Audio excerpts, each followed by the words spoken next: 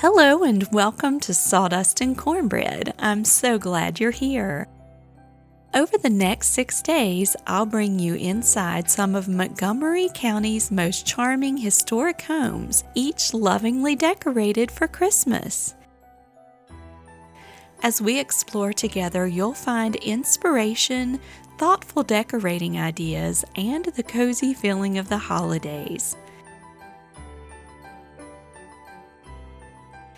This series is all about slowing down, enjoying the beauty of the season, and making simple memories that last.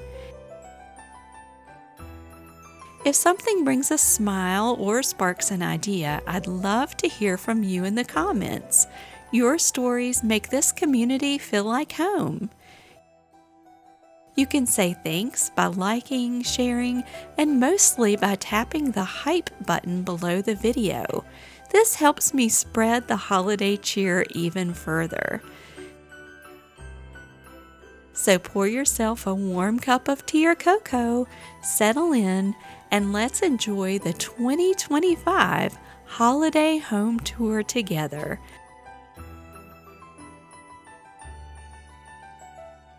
I hope this series brings you a sense of peace, comfort, and holiday cheer.